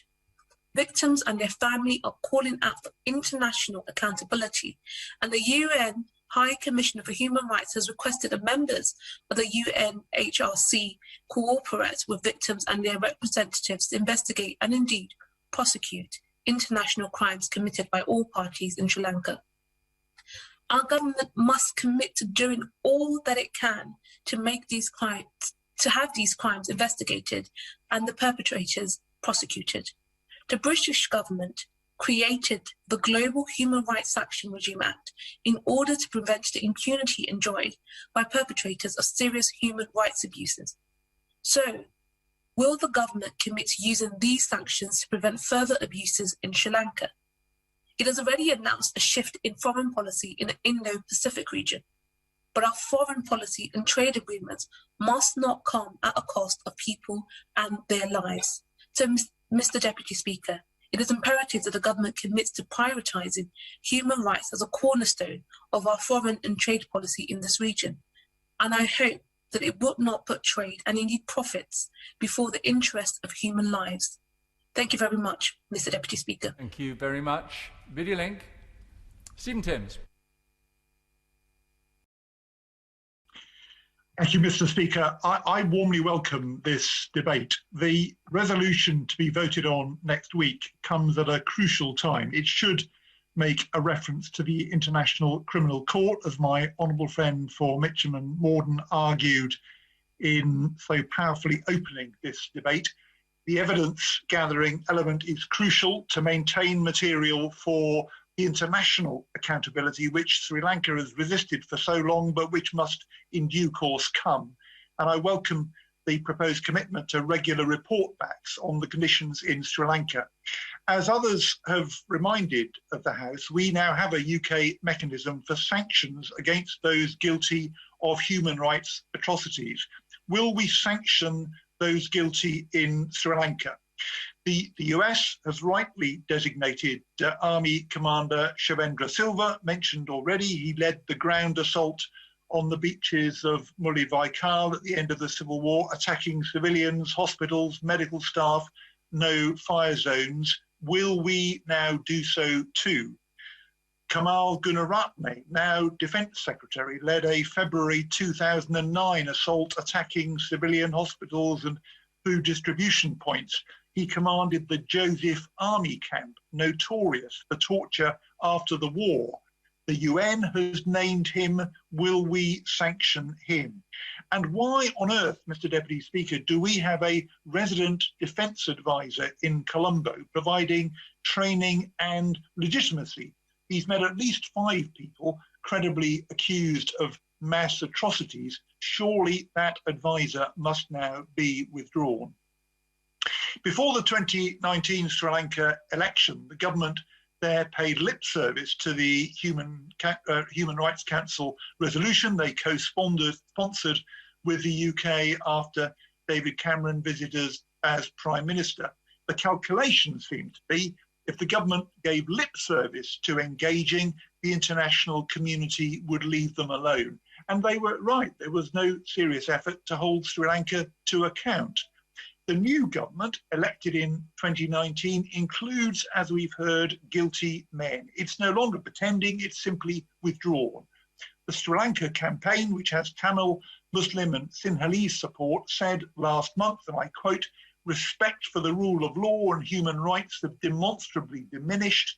The current government has significantly reversed progress on 15 of the 25 commitments under Resolution 31 and halted progress on 7 others." The President now controls all senior judicial appointments. In a climate of fear, human rights defenders and victim survivors are watched and harassed, human rights lawyers held without charge. We've been reminded of the presidential pardon for one of the only soldiers ever convicted for a wartime atrocity. Other key cases have collapsed. Witnesses and victims are intimidated. Senior police officers taken off investigations. The former Criminal Investigations Department head arrested. The President has promoted war criminals. 4 government departments are led by former military commanders. Military intelligence officers run COVID contact tracing, threatening activists and victims. Muslims, as we've been reminded, are targeted. So, Mr. Deputy Speaker, the Human Rights Council must pass an ambitious resolution next week. Link. Gareth Thomas. Thank you, Mr. Deputy Speaker. Sri Lanka, as others have already alluded to, is a stunningly beautiful island. But to be one of its Tamil citizens, increasingly to be one of its Muslim citizens, and certainly to be Sinhalese and interested in human rights or an opponent of the Rajapaksa family, it is a very dangerous country. Many of those who are Tamil who live in my constituency believe that nothing short of a genocide continues to take place against Tamil citizens in Sri Lanka. With Tamil citizens increasingly, they believe, viewed by the Sri Lankan government in the same apparent way as the Chinese government views the Uyghurs. There is deep, deep frustration with the apparent impunity of the Rajapaksa family and their supporters from either domestic or international accountability. There's anger with the current UK government for its tolerance of that impunity and its complicity at international level in failing thus far to get action taken by the international community against the Sri Lankan government. There is disbelief too that Tamil refugees might be returned to a country so obviously ravaged by human rights abuses. And there is a demand similar to those that, as others have expressed, for Britain to use the powers it does have at its disposal already to hold to account those clearly implicated in serious human rights abuses, as many in the debate have already alluded to, not least my right honourable friend who's just spoken. And indeed, to take action as was recommended by the UN Commissioner for Human Rights. And lastly, the Tamil community want ministers to back a call for Sri Lanka to be referred to the International Criminal Court. A number of members have already referenced the courage of Mrs. Ambihai Selvakuna in her recent hunger strike, which I'm pleased to say, for her sake, has ended, but which did serve to draw international attention to the issues that we are debating today. As my honourable friend from Mitcham and Morden said in her excellent speech, the frustration of the international community and the Tamil community in many of our constituencies dates back to the end of the conflict in 2009, where terrible war crimes were committed against the Tamil community, those civilians and those surrendering at the end of the conflict. No one has ever been held accountable for those crimes. I strongly support the call by Michelle Bachelet, echoed by my honourable friends today, for Britain to use the emergency sanctions that it does have available to it against Shivendra Selva and Gamal Gunaratne. In the short amount of time that I have left, I also wanted to praise the recent Amnesty International report and to note the important contribution from Freedom from Torture, urging the Home Office to take another look with the Foreign Office at the country note that it uses to judge whether or not people should be returned, refugees should be returned to Sri Lanka. Quite clearly, given the scale of torture and other human rights abuses, it would be totally wrong to return people with credible concerns about the situation in Sri Lanka there. I look forward to the Minister finally taking some serious action against Sri Lanka. We now move to the wind-ups, and for 6 minutes, Anne McLaughlin. Mr Speaker, I congratulate the Honourable Member for Mitcham and Morden for a speech that I know will have moved many of my friends here and in Sri Lanka, as it did me. I also know she and others in this debate have been good and consistent friends to those campaigning for truth, justice and accountability in Sri Lanka. Mr Speaker, I won't repeat all that we've heard about what happened during the 30-year-long war. I will instead focus on what's happened or not happened since. It is a crime against humanity itself that nobody has been found accountable since this war ended 12 years ago. There's been a sleight of hand performance between then and now, with successive governments promising the international community and their own people that they will do X, Y and Z, then drawing back, then promising again. But at the end of the day, progress is never made, accountability never happens, reconciliation is never credibly attempted, and peace never really comes to this beautiful island. And I know exactly how beautiful it is and its people, because I lived and worked in Gaul on the south coast for a short time during the Civil War. I cannot claim to have suffered because of it, but I certainly met many people who were suffering. I certainly heard stories and rumours of what was going on at the time. It was in the years afterwards, however, when I returned just after the war and was finally able to travel to the north, and on 2 further visits, that I heard firsthand what had happened to people. They were still frightened. In fact, one man gave me a copy of the book he'd written about his account of the abuses against the Tamil community.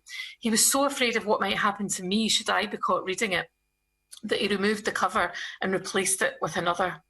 So it was in those visits I made in the years after the war that I got a clearer picture of what had happened. And it was from my constituents as a member of the Scottish Parliament from 2009 to 11, from friends who stayed on to help rebuild Sri Lanka, and from the people in Sri Lanka that I've kept in touch with for the last 13 years, that I got to understand more about what had happened, about the IDP camps, the missing people, the torture, the sexual violence, the shelling of so-called no-fire zones. And the reason for the debate today is to urge the UK government to do more. The Sirisena government of 2015, about whom I was somewhat cynical, did co-sponsor the UN Human Rights Council resolution, and it was hoped that this would encourage thorough investigations into civil war crimes. To an extent it did, in that it established institutions with the functions of addressing the impact of the war. However, not much more happened, and the operation of these institutions has been hampered by successive governments. I'll also acknowledge that the UK government have played a vital role as leaders of the core group on Sri Lanka within the Human Rights Council.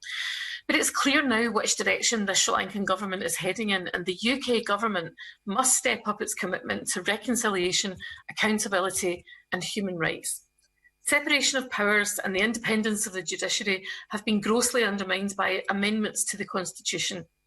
I believe the 20th Amendment, which removes almost every check on the executive powers of the President, to be the most significant signal that there is no respect for the rule of law. Donald Trump is an amateur compared to this guy. This new government is led by President Gotabaya Rajapaksa, who was the Defence Secretary in the final throes of the war.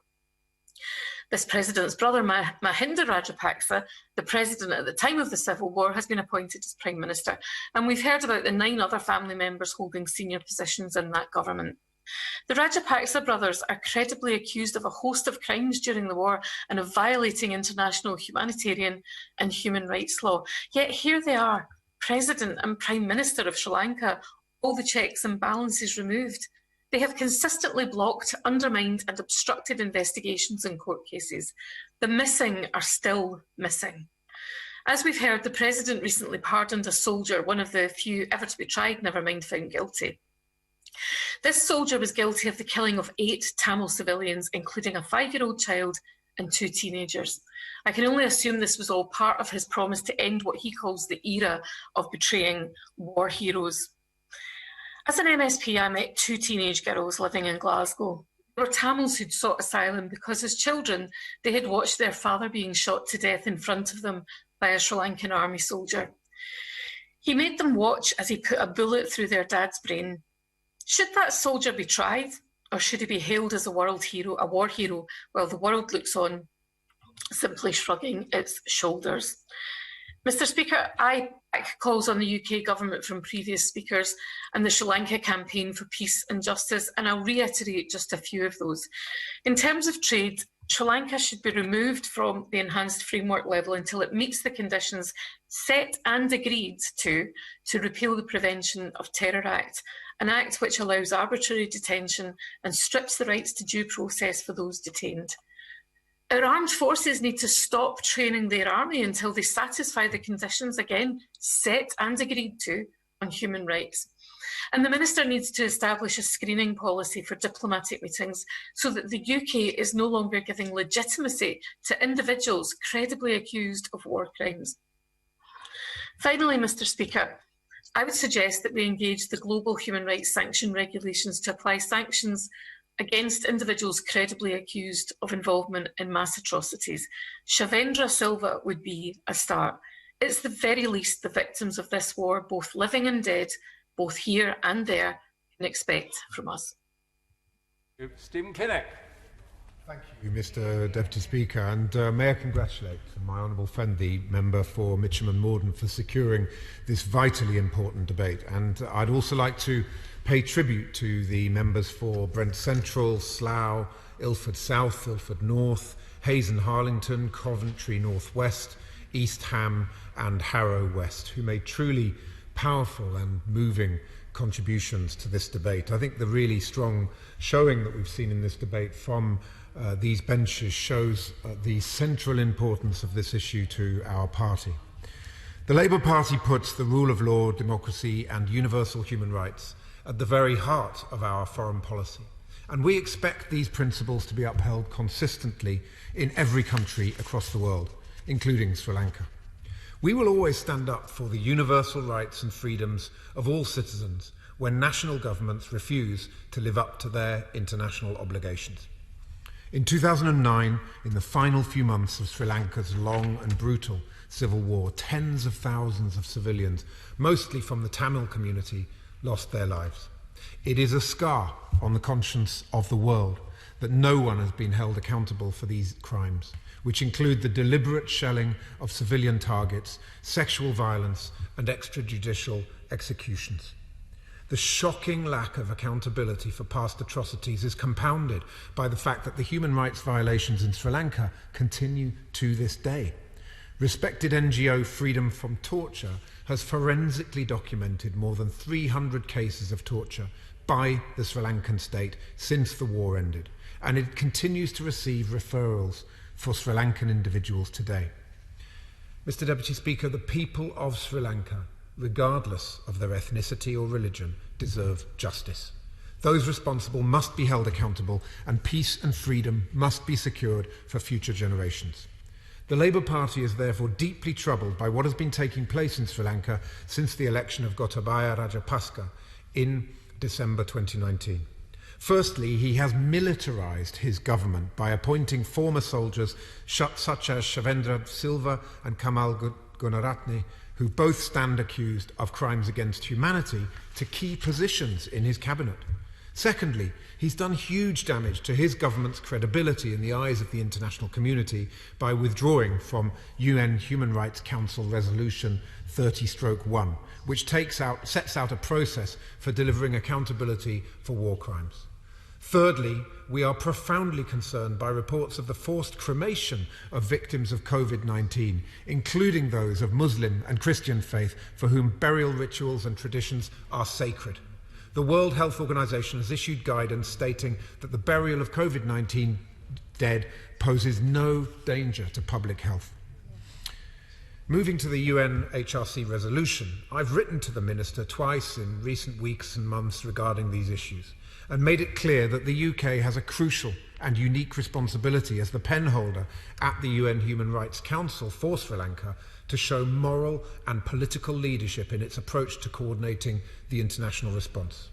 The final version of the draft resolution, which is set to replace 30/1, is certainly an improvement on the zero draft. However, we on these benches continue to have real concerns about key aspects of it, and I therefore have the following questions for the Minister.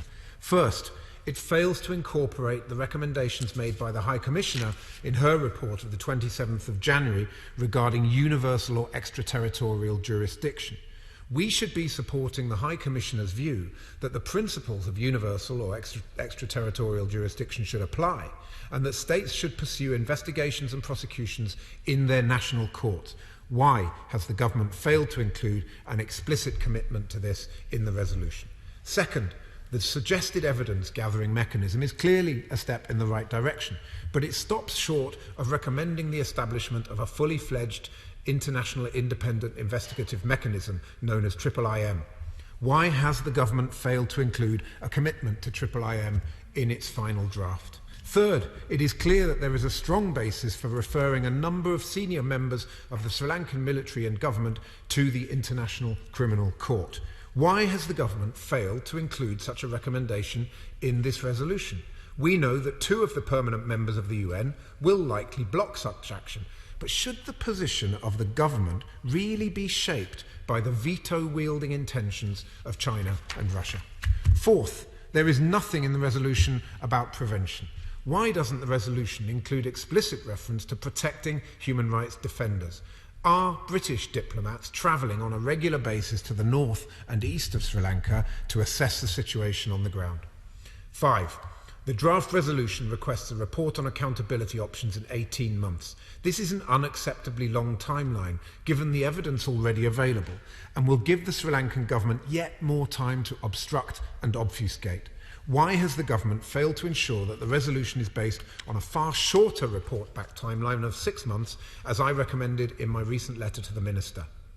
Moving beyond the UN resolution, there are a number of bilateral steps that the government should be taking.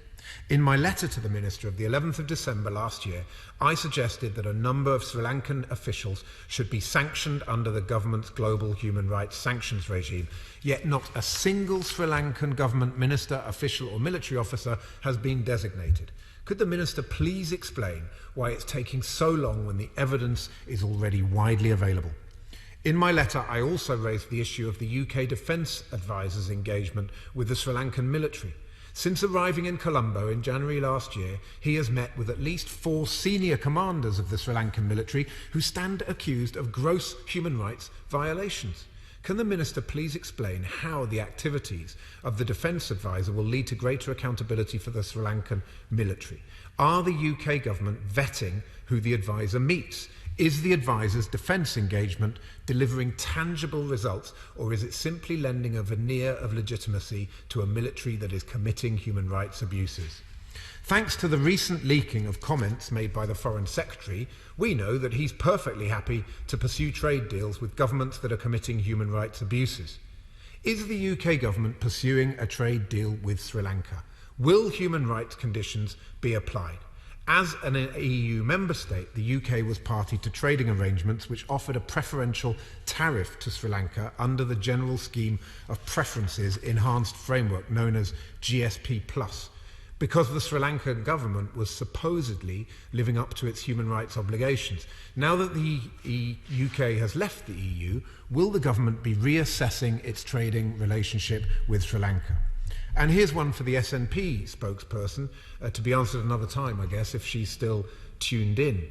Police Scotland have made 90 deployments of officers to Sri Lanka over the past 15 years. Have these deployments achieved tangible results, or are they just lending a veneer of credibility? And finally, what assessment has the Minister made of Sri Lankan soldiers continuing to be deployed in UN peacekeeping missions, despite the human rights record of the Sri Lankan military? Mr. Deputy Speaker, the integrated review is full of snappy slogans and rhetoric, but all it really achieved was to expose the chasm between the stated ambitions and the actual tangible actions of this government. If global Britain is to mean anything, it must surely mean consistently standing up for democracy, for the rule of law, and for universal rights and values. Not just with words, Mr. Deputy Speaker, but with deeds. That must start today, and that must start with Sri Lanka. Minister. Thank you very much indeed, Mr. Deputy Speaker.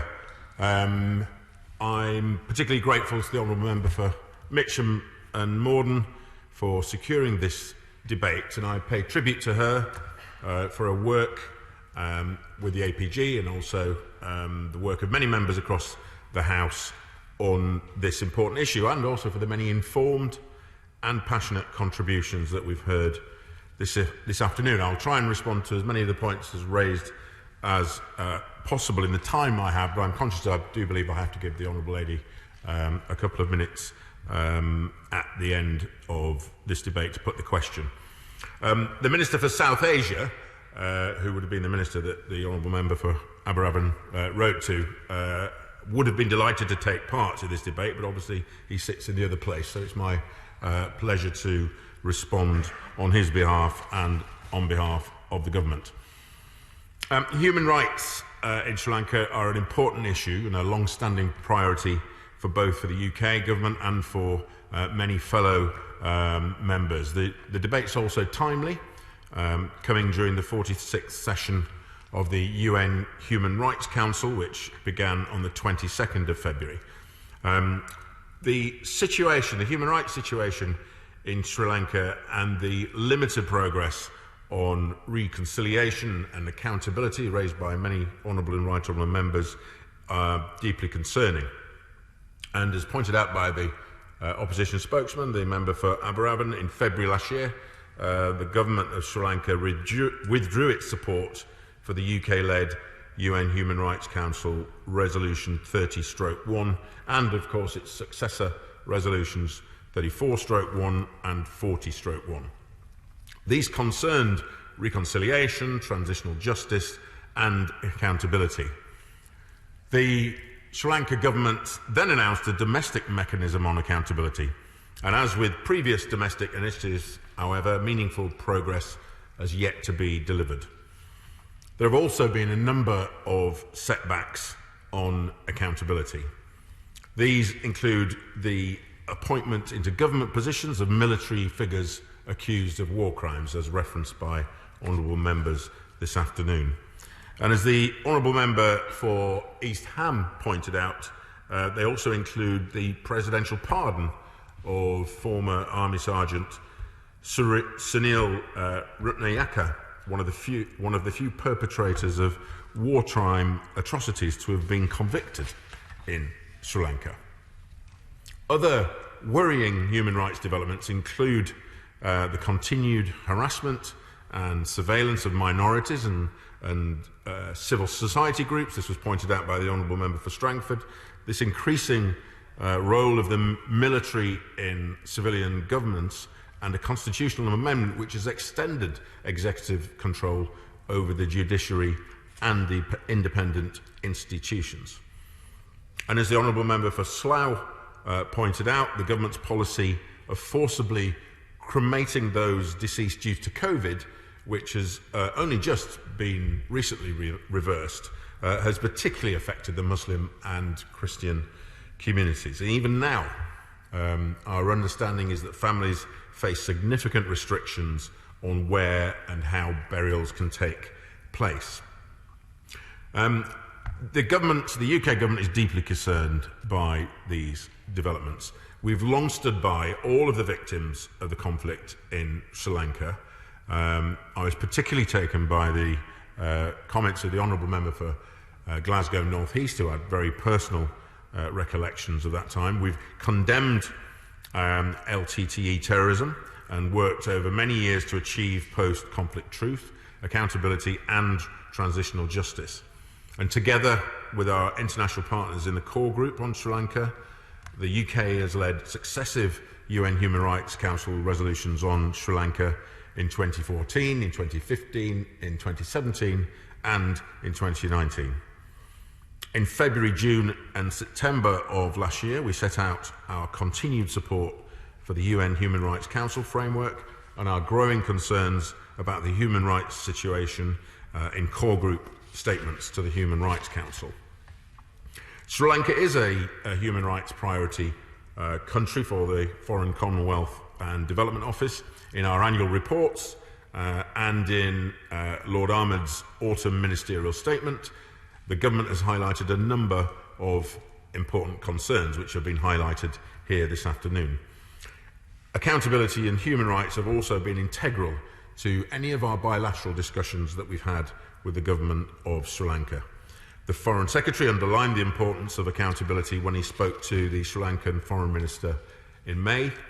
Lord Ahmed, the Minister for South Asia, has also had numerous discussions with the Foreign Minister, most recently in January, and with the Sri Lankan High Commissioner here in London.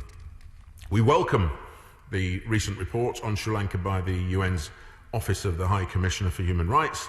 We agree with the High Commissioner that the Human Rights Council must continue to monitor the situation in Sri Lanka very closely, and we must continue to press for accountability and reconciliation.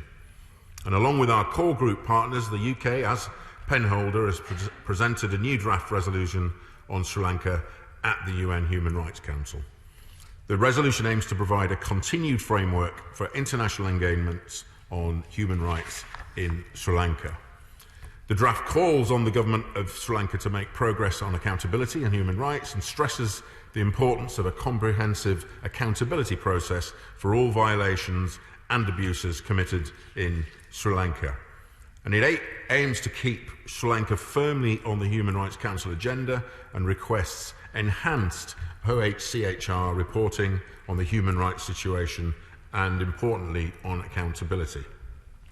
A number of honourable and right honourable members have called for an international accountability mechanism, including the member for Mitcham and Morden and Kingston and Surbiton, a mechanism to collect and preserve evidence of human rights violations as part of the resolution. I can confirm that our resolution strengthens the capacity of the Office of the High Commissioner for Human Rights to collect, consolidate, preserve and analyse evidence. The resolution supports future accountability processes and it builds on the investigations conducted under previous Human Rights Council resolutions. We're now working hard to build support for our draft, which we hope will be adopted next week. Regrettably, the Sri Lankan government has made clear its opposition to further substantive action by the Human Rights Council. Nonetheless, we will continue to seek to work constructively with them on these issues. We will underline the importance of accountability and human rights in our dialogue with the government of Sri Lanka.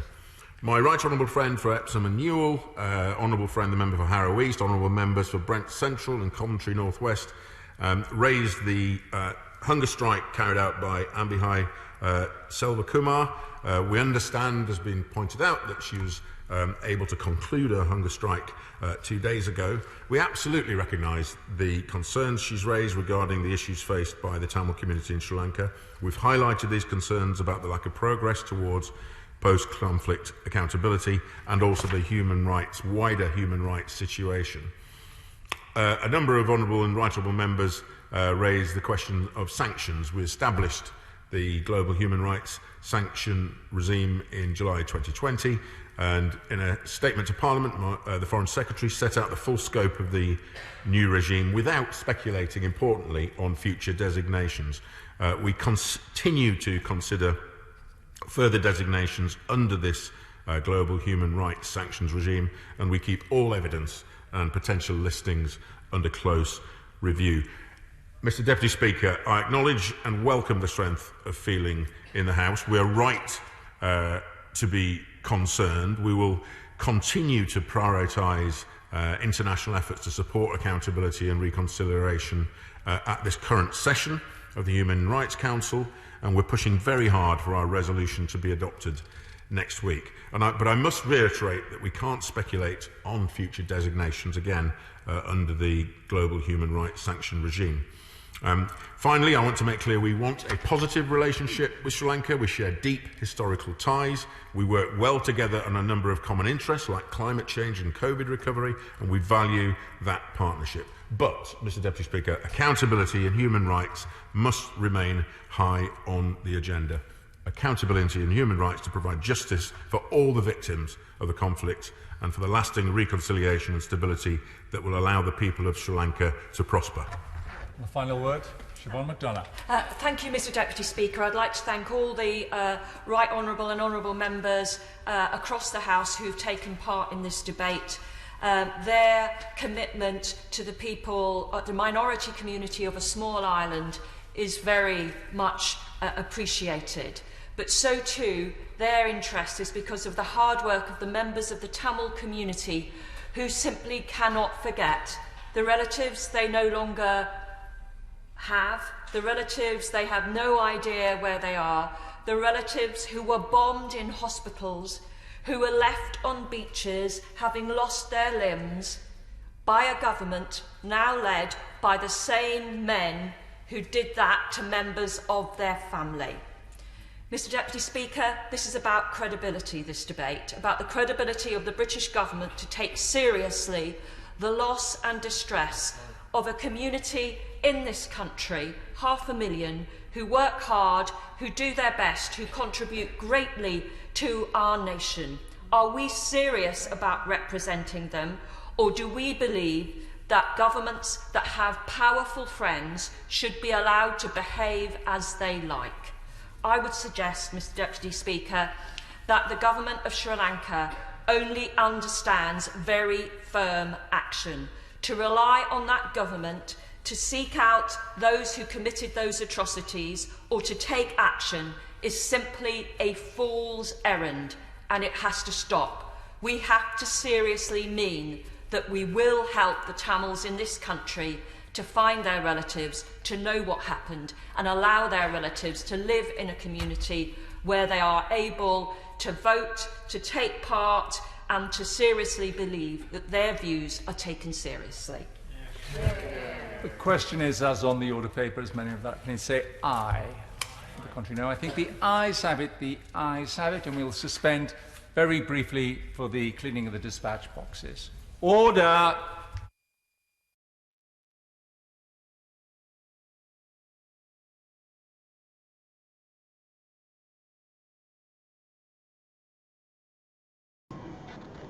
வணக்கம். அது debate house of காமர்ஸில் நடந்த debate. அந்த டிபேட்டில் பல விஷயங்கள் அம்பிகை செல்வகுமார் அவருடைய அந்த கோரிக்கைகளும் அவருடைய அந்த போராட்டமும் பல எம்பிக்களால் ரெகனைஸ் பண்ணப்பட்டு இருக்கின்றது. இதே நேரம் இங்கே எங்களுடன் முருகானந்தம் ஐயா இருக்கின்றார். அவருடைய கருத்தையும் கேட்டுக்கொண்டு இந்த நிகழ்ச்சியை முடித்துக்கொள்வோம். முருகானந்தம் ஐயா, உங்களுடைய கருத்தை சொல்லுங்கள்.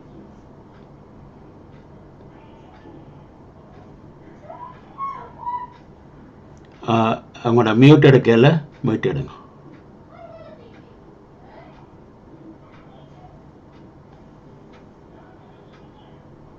மியூட் எடுங்க.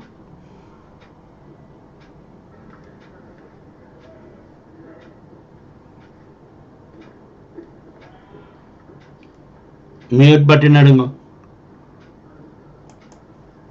Order. Welcome to the general debate on World Water Day 2021. நீங்க 1 மினிட் பாருங்க. To move the motion. 1 minute பாருங்க. Thank you. ஓகே. சத்தம் வருகிறது? இல்ல, இப்ப சத்தம் வராது, நீங்க சொல்லுங்க. உங்களுக்கு நன்றி சொல்வதுதான் என்னுடைய இந்த முதலாவது கடமை. என்னவென்றால், இப்ப எல்லாருக்கும் நேரடியாக அந்த பிரித்தானிய பாராளுமன்றத்தினுடைய அந்த ஒளிபரப்பை பார்க்கின்ற நிலைமைகள் இல்லாத இடத்திலே நீங்கள் இன்றைக்கு அதற்கான வழிவகைகளை செய்து வந்திருக்கிறீர்கள். அடுத்ததாக இந்த உங்களுக்கு முதற்கண் நன்றியும். நினைக்கிறோம் ஒரு நிமிஷமா. கேட்கிறதா பேசுவது? கேட்கின்றது பேசுவது. அடுத்ததாக எங்களுடைய பாராளுமன்ற உறுப்பினர்கள், குறிப்பாக நான் வாழுகின்ற ஈஸ்டாம் பாராளுமன்ற உறுப்பினர் பேசியிருக்கிறார். அவருக்கு ஒரு தொகுதி, அவருடைய அந்த தொகுதியிலே வாழ்வோம் என்ற வகையிலே அவருக்கு நன்றியும் கூறி, ஷிவோன் மெக்டோனா மற்றது எட் டேவிஸ் அவர்களுடைய அந்த முயற்சிகள், அவர்களுக்கும் நன்றிகளை கூறிக்கொண்டு, அவர்கள் சொன்னது போன்று. ஹலோ, கேட்கின்றது, சொல்லுங்க. என்னுடைய சாதனத்தில் ஏதோ குழப்படி நடக்கிறது. உங்களுக்கு கேட்கிறது? நான் பேசுறது சொல்லுங்க. அவர்களுக்கும் நன்றி கூறிக்கொண்டு, மற்றது எல்லா பாராளுமன்ற உறுப்பினர்களுக்கும் நாங்கள் நன்றியை தெரிவித்துக் கொண்டு, இதுல இருந்து இது இப்ப அந்த கடைசியா வந்த அந்த பேப்பர்ல இருந்து இது எவ்வளவு தூரத்துக்கு இந்த விவாதம் ஒரு முன்னேற்றத்தை கொண்டு வந்திருக்கிறது என்பதை நாங்கள் உற்று நோக்க வேண்டும். அதிலே கொஞ்சம் துறை போர்ந்த இதிலே துறை போகியவர்களுடைய கருத்துக்கள் கூட பயனளிக்கும். இன்றைய மாலை பொழுது விவாதத்திலே நீங்கள் அதற்கு வழிவகுக்கலாம். ஆனால் இப்ப அம்பிகை அவர்களுடைய உண்ணாவிரதம் இந்த பாராளுமன்ற உறுப்பினர்களா, குறிப்பாக அந்த மந்திரி, அவர் ஃபாரின் மினிஸ்டர் தானே பேசினவர்? இல்ல, அதாவது ஏசியாவுக்கான மினிஸ்டர் பேசினவர். ஃபாரின் மினிஸ்டர், ஃபாரின் செக்ரட்டரி வேற இல்லை. ஆனா அவர்களுடைய சார்பில் பேசியிருக்கிறார். சொல்லுங்க. ஃபாரின் செக்ரட்டரி வரவில்லை. சரி, ஃபாரின் செக்ரட்டரி வரவில்லை. அவருக்கும் அவர்கள் எல்லோரும் இந்த உண்ணாவிரதத்தை தங்களுடைய கவனத்தை ஈர்த்திருப்பதாக சொன்னது எங்களுக்கான ஒரு ஜனநாயக வழி போராட்டத்திலே ஒரு நம்பிக்கையை கொடுத்திருக்கிறது. இப்ப நோக்கங்களோடு தமிழ் மக்களுக்குள்ளே வித்தியாசமான அபிப்பிராயங்கள் இருக்கின்றன. ஆனால் இந்த உண்ணாவிரதம் பிரித்தானிய அரசாங்கத்தின் கவனத்தை ஈர்த்திருக்கின்றது என்ற வகையிலே அந்த உண்ணாவிரதத்திற்கும் அதனோடு தொடர்பட்ட பணிகளில் ஈடுபட்டவர்களுக்கும் இது ஒரு வகையான தெம்பை தந்திருக்கும். ஆகவே நாங்கள் அடுத்த இப்ப 46வது, அதாவது இன்னும் 6 நாட்களிலே இது எப்படியான விளைவை கொண்டு வரப்போகின்றது என்பதை நீங்கள் இன்றைய பின்னேரம் நடக்கக்கூடிய உங்களுடைய ஊடகத்தின் பொழுது நாங்கள் கூட ஆராயலாம். மற்றது வாக்களிப்பின் பொழுது இந்த 47 நாடுகளிலே பெரும்பான்மையான நாடுகள் வாக்களிப்பதானது இலங்கை அரசாங்கத்திற்கு ஒரு வகையான என்ன சொல்லலாம், அவர்களுக்கு ஒரு தலைக்குனிவைத்தான் கொண்டு வரும் என்பது உறுதியும். அதிலும் குறிப்பாக ஸ்டீவன் டிம்ஸ் அவர்கள் இந்த இராணுவ தளபதிகள் அங்கே பதவிகளிலே அமர்த்தப்பட்டிருப்பது போன்ற பல விடயங்களை சொல்லியிருக்கிறார். இன்னும் பல விடயங்களை தொடர்ந்து வரும் காலங்களிலே இந்த பிரித்தானிய பாராளுமன்ற உறுப்பினர்களுக்கு நாங்கள் தெரிவிக்க வேண்டும் என்கின்ற தெரிவித்து, அது இந்த பிரித்தானிய பாராளுமன்றத்திலே அது உரையாடலுக்கு வருகின்ற பொழுது அது உலகத்தின் கவனத்தை ஈர்க்கும் என்ற வகையிலே இன்றைய உரையாடலிட்டு நாங்கள் தெம்பு கொள்வோமாக என்று கூறிக்கொண்டு இதிலே இந்த நிகழ்வுக்கு முக்கியமாக வெளிப்படையாக உழைத்த பாராளுமன்ற உறுப்பினர்கள் சிவனாவும் எட்டேவியும் மற்ற இன்னும் ஒரு கன்சர்வேட்டிவ் எம்பி அவருடைய பேர் ஞாபகம் வரவில்லை, அவர்களுக்கும் அவர்களை பின்னின்று ஊக்கிய தமிழ் அமைப்புகளை சார்ந்தவர்களுக்கும் நாங்கள் நன்றிகளை தமிழ் அமைப்புகளுக்கு பாராட்டுகளையும் கூறி இந்த அளவில் விடைபெறுகின்றோம். மாலை பொழுதிலே சில தகவல்களை ஒரு அதனுடைய சாதக பாதகங்களை பேசுகின்றவர்களாக நாங்கள் வரலாம். ஆனால் இந்த சர்வதேச சுயாதீன விசாரணை பற்றி பேசினார்கள். ஆனால் சர்வதேச குற்றவியல் நீதிமன்றத்திற்கு ICCக்கு பாரப்படுத்துகின்ற அந்த விடயத்தை தான் நேற்றைய தினம் எங்களுடைய யாழ்ப்பாணத்திலே அங்கே வேலன் சுவாமிகளுடைய தலைமையிலே அந்த நடைபெற்ற ஊர்வலத்திலும் மாணவர்களுடைய உண்ணாவிரதங்களிலும் நடைபெற்ற அந்த விடயம், இங்கே அம்பிகை அவர்களாலும் முன்வைக்கப்பட்ட விடயம், பாராளுமன்றத்தில் எங்களுடைய தேசிய கட்சிகள் TNA, TNPF, விக்னேஸ்வரனுடைய கட்சி இவர்களும் அதை வைத்த விடயத்திலே அது பெரிய அளவிற்கு இன்றைய பேசுபொருளாக அமையவில்லை என்பதாகத்தான் என்னுடைய மட்டுப்படுத்தப்பட்ட ஆங்கில அறிவிலே நான் யூகிக்கின்றேன். அவைகளை பற்றின விடயங்களை ஒருவேளை உங்களால் இப்பொழுது சொல்ல முடியாவிட்டால் நம் மாலை 7 மணிக்கு நீங்கள் இந்த விடயத்தை தொடர்பாக பேசுவதற்கு களம் அமைப்பீர்கள் என்று கூறி என்னை சில கருத்துக்களை கூற அழைத்தமைக்கு உங்களுக்கு எனக்கு நன்றி, உங்களுக்கு என் மனமார்ந்த நன்றியை கூறி இந்த ஒளிபரப்பை நீங்கள் பலரும் அறிய செய்ததற்கு அதற்கான விசேட பாராட்டுகளையும் கூறி அமைகின்றேன். நன்றி, வணக்கம். தமிழர்களின் ஒற்றுமையே, தமிழர்களின் விவேகமே, தமிழர்களின் பலம், தமிழர்களின் தாகம், தமிழ தாயகம். நன்றி, வணக்கம், வாழ்க. நன்றி. இந்த டிபேட்டில் பங்கு பற்றி கொண்ட சிவன் மக்டோனட், இந்த சிவன் மற்றும் எட் டேவி லிபரல் டெமோக்ராட்டினுடைய தலைவராக இருக்கின்ற எட் டேவி அவர்கள் மற்றும் மற்றது லேபர் பார்ட்டியினுடைய ஷேடோ மினிஸ்டராக இருக்கின்றவர் பலவிதமான கேள்விகளையும் இந்த இடத்துல அவர்கள் இந்த அக்கௌண்டபிலிட்டி மெக்கானிசம் கொண்டு வர வேணும் என்று அதில் 1-2 பேர் சொன்னவ மற்ற இப்போ யூஎன்னுக்குள்ளால் கொண்டு வர முடியாட்டிக்கும் ஒரு செப்பரேட்டாக ஒரு சிஸ்டமாக கொண்டு வரலாம் என்ற கருத்துக்களும் இங்கே முன்வைக்கப்பட்டிருக்கின்றது.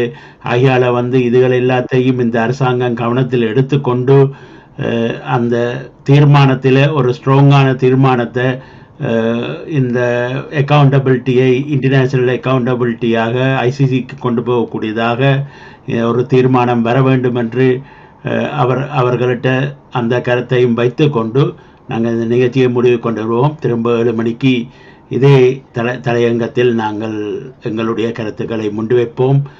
எப்படி போகின்றன்னு பார்ப்போம். மிக்க நன்றி எல்லோருக்கும், கலந்து கொண்ட அத்தனை பேருக்கும். தொடர்ந்து 7 மணிக்கு சந்திப்போம் என்று கூறி இந்த நிகழ்ச்சியை முடிவு கொண்டு வருகின்றேன். தமிழரின் தளபதி, தமிழரின் கையில், தமிழரின் தாகம், தமிழர்.